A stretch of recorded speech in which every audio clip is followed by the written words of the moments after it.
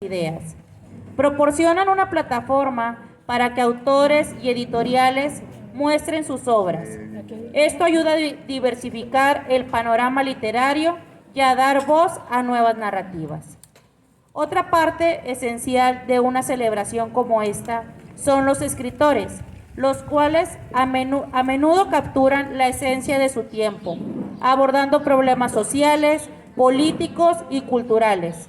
Sus obras pueden ser un espejo que refleja la realidad y provoca la reflexión, ya que a través de sus historias pueden tocar las fibras más sensibles del ser humano, creando conexiones emocionales entre el autor, los personajes y los lectores. Muy buenas tardes tengan todos ustedes, autoridades, maestros, alumnos de la Escuela Veterinaria, público en general. Tenemos la presencia de contar con el profesor José Luis Terraza Ramírez, secretario del Ayuntamiento.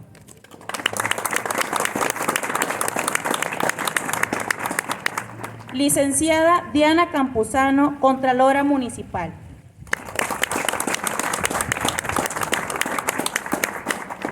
Profesora María Luisa García Méndez, Regidora de Educación y Cultura. Profesor Juan José Rivera Franco, Director de Educación y Cultura. Sean todos bienvenidos a esta tarde literaria. Tenemos también la presencia de la licenciada Mayra Solís de Jesús, la cual nos presenta una charla titulada Un escritor nace o se hace, a la cual le damos la más cordial de las bienvenidas. Me voy a permitir dar lectura a su semblanza.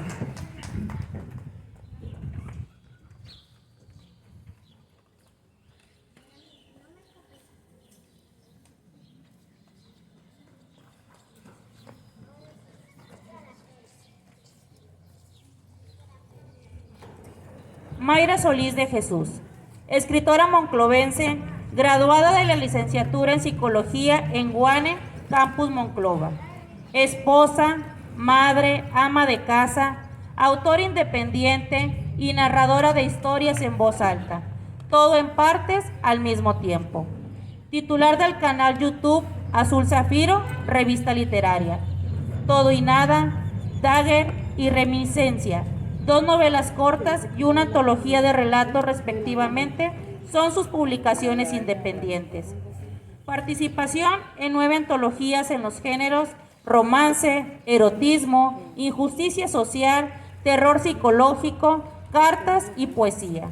Ha sido invitada a escribir 3 prólogos en las publicaciones Cuentos para niñas grandes, antología erótica. Corcur, antología de cuentos de la autora Álgebra Aguilar, Ciudad de México. Detrás de mis letras, antología de poesía y memorias de la teacher Angélica Bermúdez, de Tampico, Tamaulipas. Las ferias crean un espacio para que lectores, escritores y profesionales del sector literario se reúnan, intercambien ideas y establezcan conexiones.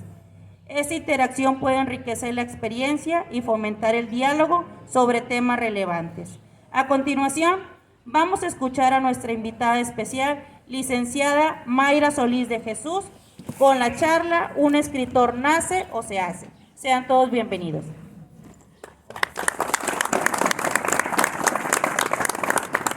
Buenas tardes, ¿se escucha? Sí. ¿Sí? Ok. Es que acá de este lado se escucha muy bajito, por eso pregunto. En mi familia hay una tradición que se remonta siglos atrás. Tiene sabor de sangre y persecución, olores de azufre y desesperación, sed de justicia y reivindicación. Hija mía, si un gato negro llega a tu puerta buscando refugio, nunca desoigas su acongojado maullido. Acógelo en tu hogar y trátalo como igual. Criatura sagrada es, viene a ti con una misión especial. Gato, gato negro como la noche, de ojos amarillos como luna llena. Bienvenido a mi morada, hermoso ejemplar. Quédate conmigo, bajo tu protección quiero estar. Tu cuerpo lóbrego, suave y lustroso es el mundo espiritual. Tu mirada felina, la linterna que arde, sabia e infinita. Tu ronroneo, la canción de mi alma. Tu vida es mi vida. Las gracias te doy. A tus pies estoy. El santo y seña debe ser aprendido por cada niña que nazca de una bruja. Todas y cada una deben saberlo, pues nuestra vida y linaje dependen de ello. Este es un fragmento de mi cuento Negro Guardián y con ellos quiero darle las bienvenidas a todos. Espero que nos encontremos muy bien. Yo soy Mayra y me gustaría saber un poquito de los chicos que están aquí, de qué escuela vienen. Por favor, si alguien me quiere responder. Escuela de Veterinaria de San Buenaventura, donde también está mi hija, Sodet Micaela, también estudia ahí. Y esa es la razón por la que he pasado 5 años aquí en San Buenaventura como vecina. Ya les dijeron, yo soy de Monclova, pero pues el pueblo de San Buenaventura durante 5 años pues me ha acogido. Aquí con brazos muy amorosos, es un pueblo muy acogedor. La verdad, la gente de San Buena no me la he encontrado ni en Saltillo ni en Monclova. Son gente realmente maravillosa. Y bueno, la charla que nos trae aquí este día se llama, o yo la quise titular, ¿Un escritor nace o se hace? Hay mucho misticismo respecto a quiénes son las personas que escriben, si son seres especiales o de dónde sacaron esos dones. Hay dos vertientes que se barajan por ahí sobre si un escritor nace o se hace. Y la primera dice que es como si estos personajes, ¿verdad?, que escriben, están tocados con un don, ¿verdad?, como si Dios dijera, tú vas a ser escritor. Y ellos tienen la expresión de la palabra escrita. Y cuando tú los lees, te transportan a su mundo completamente. Es como un don que nacen y generalmente estos escritores, que los hay, empiezan a escribir desde que son muy niños, ¿verdad? Con una vertiente muy importante, que casi no tienen estudios sobre literatura, que es ahora sí que un talento nato. Esa es la primera. Y la segunda dice que por la que generalmente los escritores se decantan, ¿verdad? Esta segunda opción es que un escritor se forma a partir de acciones conscientes, ¿verdad? Cuando alguien quiere escribir una historia, pues se pone a investigar, toma cursos de literatura, toma cursos de ortografía, se acerca a personas que lo pueden ayudar, a maestros, hasta que hacen ver su sueño realidad. Y esto nos habla de acciones. Y aquí es muy importante mencionar que la experiencia y el trabajo duro demuestran que cualquier persona, cualquiera, sin talento o no talento, con don mágico o sin don mágico, es capaz de escribir, siempre y cuando tengan esta cierta disciplina de la que estamos hablando, ¿verdad? Incluso estas personas tesoneras llegan a ser grandes escritores. Y para ver esta percepción de qué es, si realmente hay magia en los escritores o se hacen a través de los años y de su esfuerzo, pues yo voy a referirme a una historia que pues estoy autorizada a contar, la mía, y es la que les voy a presentar mediante algunas pequeñas o grandes, como se dice, anécdotas que me llevaron precisamente a estar aquí el día de hoy. Y esta plática nació porque el día 12 de febrero en la biblioteca Nuevo Horizonte tuvimos una tertulia poética. Y al final, una nena como de 11 años, 10 años, se me acerca y me felicita y me dice, qué bonito lee, ¿qué hace para leer así? La pregunta de esta niña para mí fue como así un boom. Le digo, ¿cómo una poesía amorosa y erótica, que era lo que estábamos leyendo en ese tiempo, pudo atrapar a una niña de 11 años? Porque generalmente un niño, ya saben que la poesía tiene un lenguaje velado y sublime, y hay que tener un cierto criterio para entender lo que se quiere decir. Sin embargo, la voz, la forma de interpretar, atrapó a esta niña al grado de decir, me gustó mucho lo que escuché el día de hoy. Y en esa pequeña niña vi a una Mayra de hace muchos años atrás, y esto me llevó a estas reminiscencias que ahora les voy a platicar.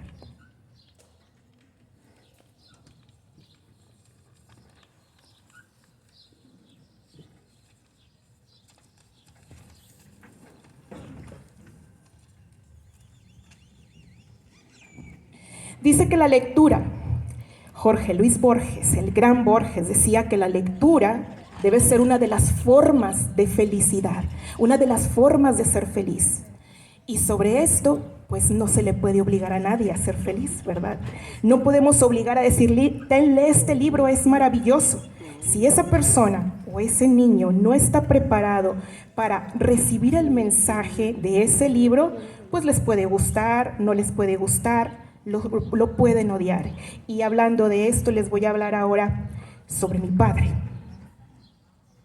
Mi papá era un luchador de esos que se suben al ring, que se tiran desde la tercera cuerda y hacen, ¿cómo se le dice? Máscara contra cabellera, que hacen llaves y contra llaves. Él era técnico, desde ahorita les digo. Él llegó de Guadalajara acá al norte en una caravana con los luchadores y se quedó a vivir aquí, en Monclova. Aquí se casó y aquí tuvo a sus hijos. Yo soy su primogénita. Mi papá también aquí estudió la preparatoria en el IRMAC. Trabajó en Altos Hornos como obrero. Ahí por sus buenas calificaciones, les estoy hablando de una persona ya adulta, ¿verdad? Casada, con una hija. Tuvo una beca y se fue a estudiar al Tecnológico de Monterrey. Esos años de mi primera infancia no tuve a mi padre, porque él se iba a estudiar y regresaba, se iba y regresaba. Y yo no tengo ningún recuerdo en mi infancia de que él en sus viajes, porque para mi papá está viajando, ¿verdad?, era que me trajera regalos. Mi papá traía en su valija azul, que decía AMSA, lo recuerdo perfectamente, traía libros en su mochila. Y me decía, te traje este libro. Yo tendría 6 o 7 años, era una niña, estaba muy pequeña. Pero recuerdo perfectamente a mi padre que los sábados se ponía en su escritorio, prendía su lucecita, leía una Biblia muy bonita que tengo, ojalá que me la herede, leía un capítulo de la Biblia y después se ponía a estudiar. Y yo jugaba con mi pelota en el pasillo y mi mamá, hazte para acá, no hagas ruido, tu papá está estudiando. Y yo me asomaba a la puerta y veía a mi papá con sus lentes, concentrado, estudiando para sus exámenes. Y de repente empecé a ver los libros. Lo primero que le llama a un niño son las figuras, son los monitos que vienen en los libros. Pero después, al ser más lectora en primero o segundo año, pues empecé a leer los libros. Y gracias a mi padre, el Jalil Gibran, el autor, el gran Jalil Gibran, es uno de mis autores favoritos. A mis 8 o 9 años yo ya estaba leyendo a él, porque eran los libros que mi papá traía a casa. A Richard Bach, con Ilusiones, Ningún lugar está lejos, Juan Salvador Gaviota, y Alfonso Lara Castilla, con La búsqueda. Estos libros marcaron mi vida desde edad muy temprana, y a él le debo el amor por la lectura. Padres y los jóvenes que van a ser padres en un futuro, regalen a sus hijos libros, acerquen a sus hijos a la lectura desde muy temprana edad. También les voy a hablar de la casa de mis abuelos. En la casa de mis abuelos vivía una prima, somos primas hermanas, nos llevamos 3 meses de diferencia y de niñas obviamente jugábamos, nada más cruzábamos los patios porque colindaban. Cuando ella se va a su casa, compran su casa y ella se va de la casa de mis abuelos, pues Mayra se queda sola, yo todavía no tenía hermanos. Entonces, ¿en qué me iba a entretener? Los libros que me traía mi papá ya me los conocía de arriba para abajo, ya los monitos ya no me satisfacían. ¿Qué hacía? Corría a la casa de mis abuelos y ellos tenían en un pequeño librero una enciclopedia llamada El tesoro de la juventud. Yo sé que algunos lo van a recordar. Un libro blanco que tenía narraciones interesantes, frases célebres. Bueno, mi vida desde las 4 de la tarde era cruzar el patio, ir a casa de mis abuelos y ponerme a leer estos libros, a verlos. Tanto que mi abuela decía, pues esta niña, ¿qué hace tanto rato ahí sentada? ¿Verdad? Y se asomaba y me veía y yo la veía y nos quedábamos viendo, pero ninguna de las dos decíamos nada. Y ese fue mi inicio en la lectura. Ahora dice Oscar Wilde, si no puedes escribir bien, no puedes pensar bien. Y si no puedes pensar bien, otros van a pensar por ti. Aquí les voy a contar la historia de mi maestra María Seferina Salinas. Hago el brinco hasta la primaria. Ella es una de las personas que más admiro en el mundo, porque ella me enseñó desde edad muy temprana lo que es la excelencia. Esta maestra, cuando estábamos en quinto año, había un muchachito que de repente llegó y era muy apático, no hablaba con nadie, siempre estaba así, mirando al cielo. En su rostro parecía que tenía algún tipo de problema. Entonces los papás de este muchachito llegaron y le dijeron a la maestra que su hijo, en quinto año, no sabía leer. Simplemente lo fueron pasando de año, de año, de año. Mi maestra se tomó eso como un reto personal. Agarró a Héctor, lo puso en un lado de su escritorio y dijo, de aquí no te mueves. Mientras a nosotros nos daba la clase normal, a Héctor lo estaba enseñando a leer en quinto año, a los 11 años. Cuando fue final de año, esta maestra nos ponía, cuando eran los famosos exámenes orales, que ahora ya no hay tantos, pero antes le teníamos mucho miedo pararnos enfrente y que nos preguntaran cosas y fallar delante de nuestros papás, porque aparte los traían a junta, ¿verdad? Para que viéramos si habíamos aprendido o no. Entonces, esta maestra pone a Héctor al frente, y ¿cuál es la sorpresa de sus padres? Que Héctor ya sabía leer. Ellos, no se los miento, eso nunca se me va a olvidar, empezaron a llorar. El papá de Héctor era lavacoches, trabajaba en el centro de Monclova. Así es que mi maestra me enseñó con su ejemplo que si tú has dedicado tu vida a una cierta profesión, tienes que hacer valer cada día esa profesión. Ahora es muy fácil, pues, sobre todo los niños difíciles, ¿verdad? O que uno batalla más, pues dejarlos pasar, que otro se haga cargo, ¿verdad? De enseñarles. Yo no quiero batallar. Sin embargo, ella me enseñó lo que es la excelencia. También les voy a hablar, después de este gran suceso, les voy a hablar de la época de secundaria. Mi maestra, María Seferina, antes, ella me dijo una vez, Mayra, tú vas a ser escritora un día. Me lo dijo en sexto año.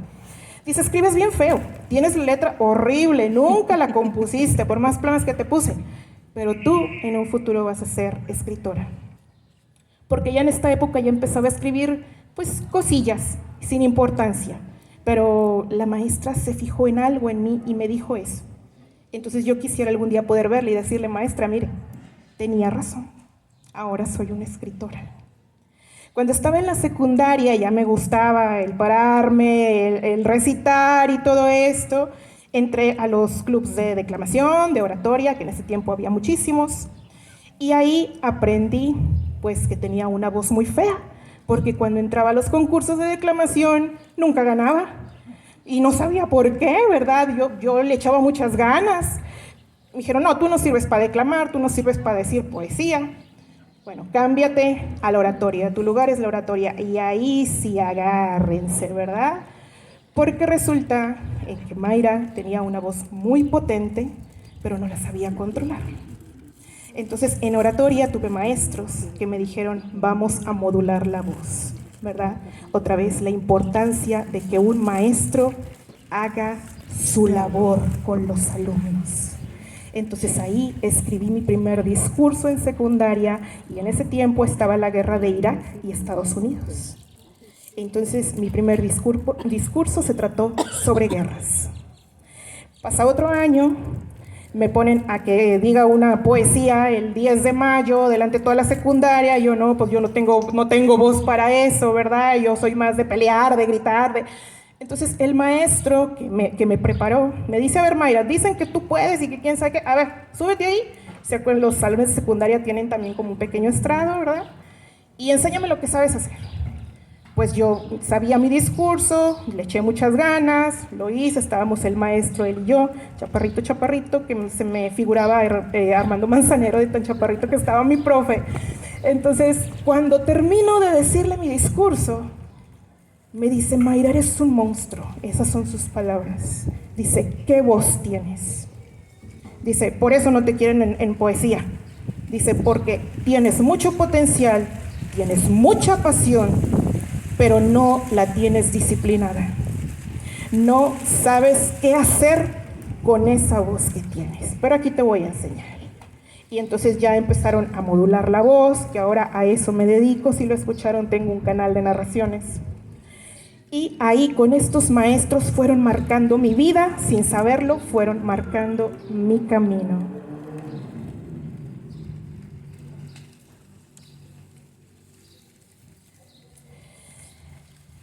Ralph Waldo Emerson tiene una hermosa frase que dice así: la creación de 1000 bosques está en una bellota.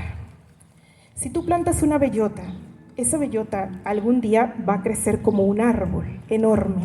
Ese árbol va a volver a dar bellotas, los animalitos se las van a llevar, otras se van a caer en el mismo suelo, y esa bellota que algún día era ella solita, ¿verdad?, se convirtió en un árbol y dio mucho más frutos. Esto es lo que quiere decir.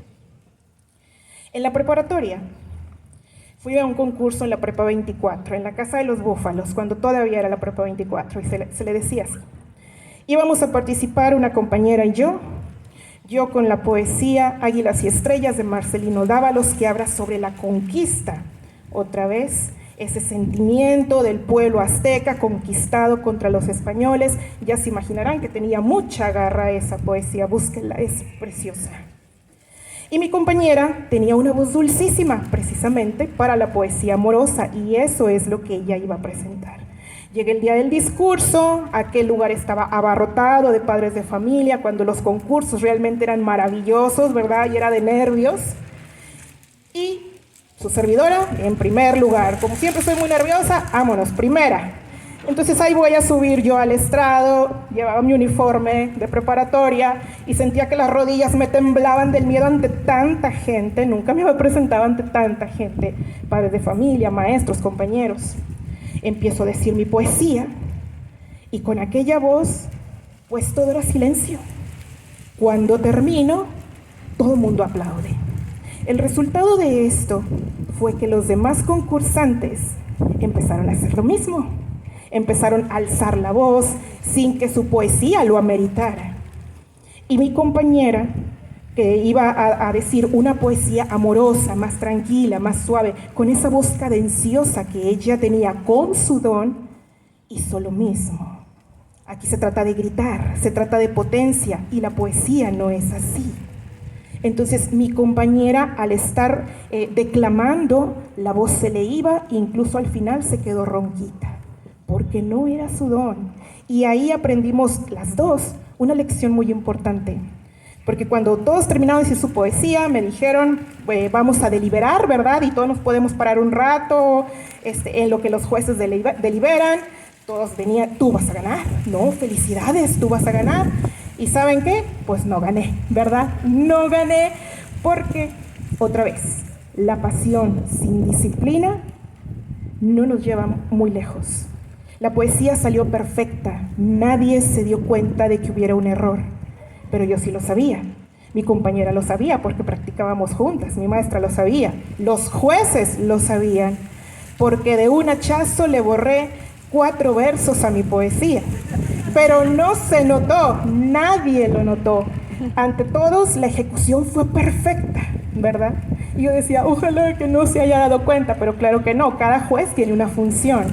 Y cada juez va siguiendo la poesía, el otro te mira, el otro te escucha. Y así es como hacen las evaluaciones.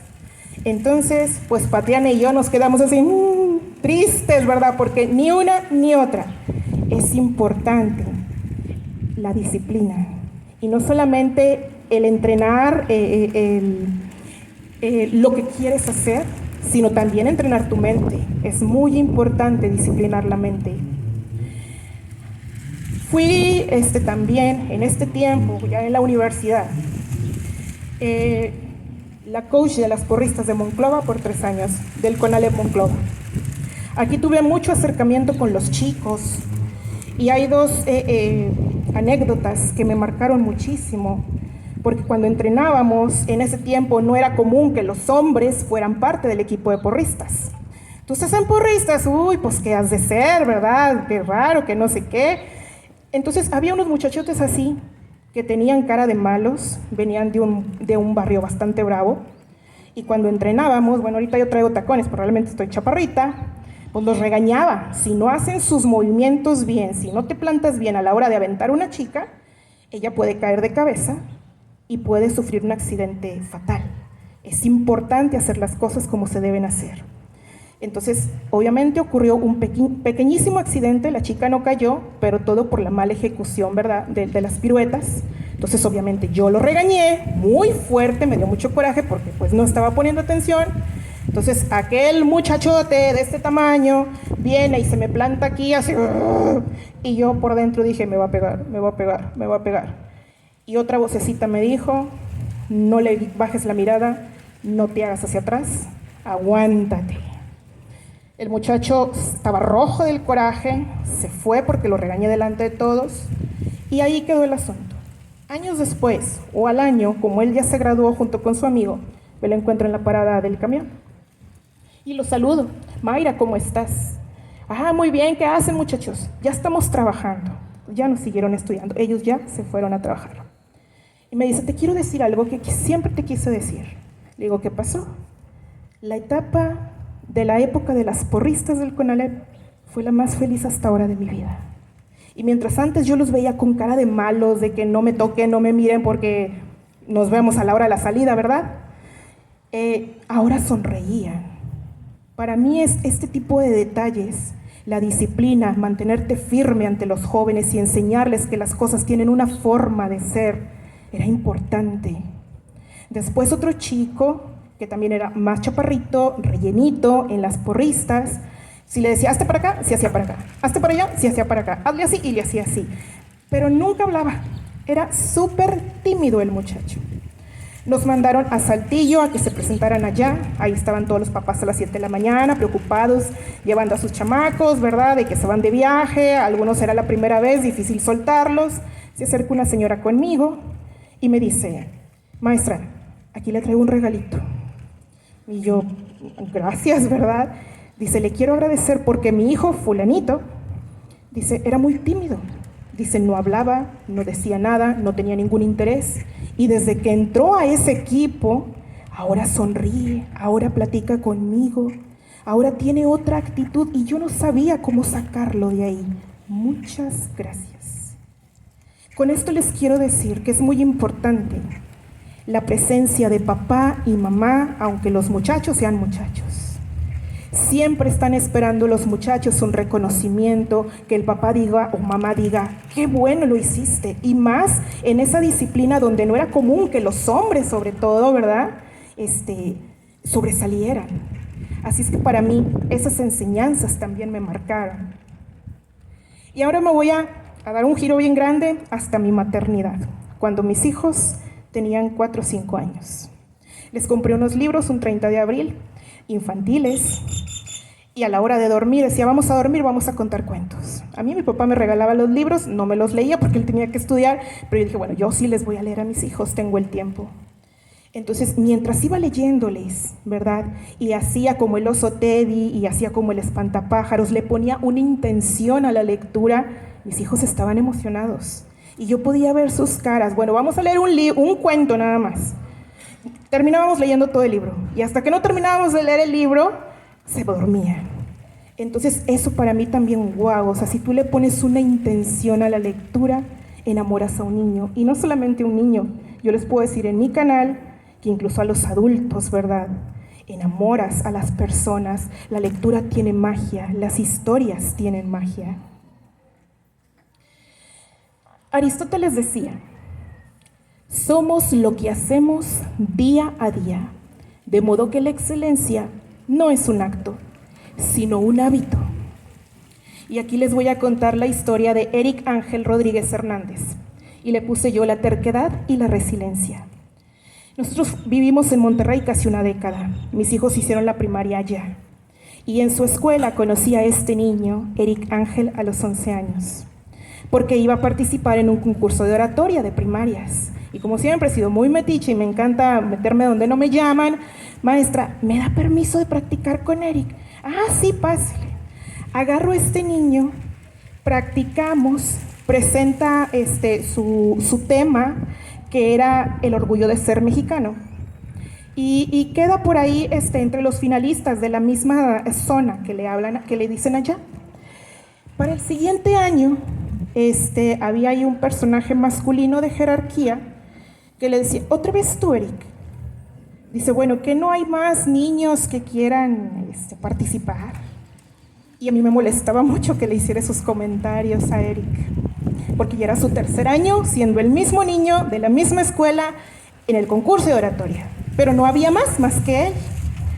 Para ese entonces hicimos el tema de la búsqueda de la excelencia y fue dedicada precisamente a mi maestra María Seferina por la historia que ya les platiqué.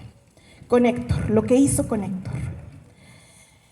Ahí hubo un problema en el concurso, porque otra vez nos volvemos a topar con un niño que tiene mucha tenacidad para hacer las cosas, mucha pasión para hacer las cosas, pero su voz no es como los demás.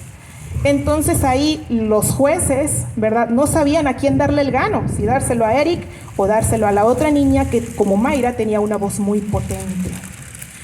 Lo que hicieron, salomónico, es darle el gane a los dos y los dos tuvieron que pasar a la etapa estatal. Y allá vamos con Eric a la Universidad Autónoma de Nuevo León, donde fue ahí el concurso estatal de oratoria infantil. Y pues sí, obviamente, la ganadora fue una niña, pues, que gritaba mucho, para mi gusto, porque la oratoria es el arte, la elocuencia con la palabra, el arte de convencer con la palabra. Pero esta niña pues no modulaba la voz, obvio, es una niña, le falta mucha instrucción, ¿verdad? Entonces, cuando salimos ahí conocí a la mamá de Eric por primera vez y me dice, maestra, siempre me han dicho maestra, dice, de todos los maestros que han estado con Eric, dice, hasta ahora yo veo un cambio. Dice, es un niño muy maduro, yo no sé dónde estará Eric ahorita, pero él es uno de mis héroes, porque a pesar de que había gente de jerarquía que debía guiar a los alumnos, eran los que le ponían las trabas. Otra vez tú, Eric, bueno, que no hay más niños, tú no sirves, tu voz es así, es asá. Yo creo que esos comentarios, chicos, nunca se deben hacer, ¿verdad? Así es que Eric es uno de mis héroes, ¿verdad? Porque por eso yo le decía la terquedad y la resiliencia. Así era este niño tan pequeño, pero que a pesar de los comentarios negativos que le hacían, él seguía y seguía. Así es que vamos a pasar. Ya casi terminamos. Y dice aquí que un escritor profesional es un aficionado que no se rinde. Y esto lo dijo Richard Bach, uno de mis autores favoritos. Y aquí les voy a contar que en mayo del 2009 yo comencé a escribir, después de todas estas experiencias, y en ese año, que fue la última donde vi a Eric en Monterrey, porque luego ya nos regresamos acá a Monclova, yo fue cuando comencé a escribir historias, de forma amateur que colgaba en el internet. Ahora en mayo voy a cumplir 16 años que tengo escribiendo entre letras y historias. En el 2018 comienzo mi aventura como narradora en la plataforma de videos en YouTube, ahí tengo mi canal. En el 2019 publiqué mi primera novela corta, que es esta, Todo y Nada. Esta es mi antología, Reminiscencia, que son cuentos cortos. Y esta es mi última novela corta que se llama Dagger. Estas son publicaciones mías, son publicaciones independientes, pero como ya les dijeron, también he participado en 9 antologías y he escrito 3 prólogos para 3 libros diferentes. He tomado cursos, he leído libros sobre cómo escribir, porque yo me gradué como psicóloga. No soy literata, nunca estudié ortografía, ni nada que tuviera que ver con escritura. Yo empecé a escribir precisamente porque en un momento de mi vida necesitaba que alguien me escuchara, y eso fue lo que me animó en aquel entonces, en el 2019, a escribir.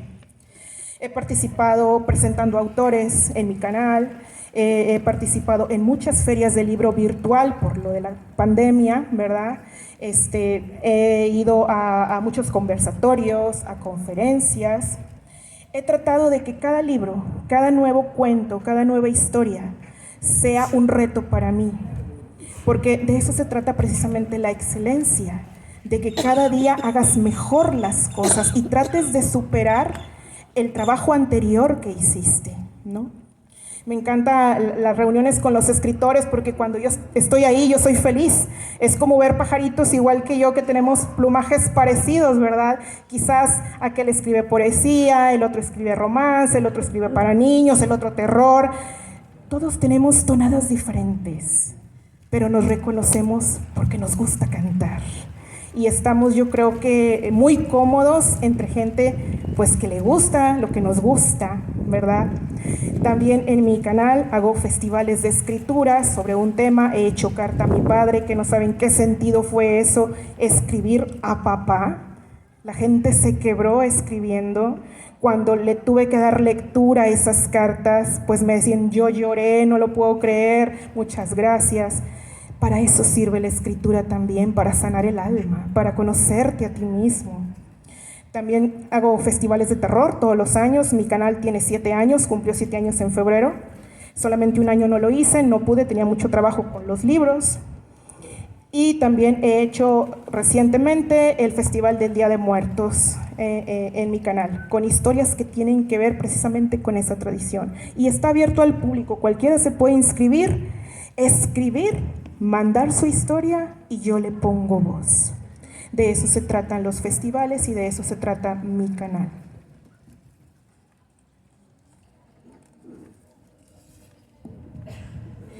Siempre que hay una reunión y sobre todo si hay padres, siempre les digo que fomenten la lectura en sus niños. Es muy importante aprender a leer correctamente, saber entender lo que estás leyendo.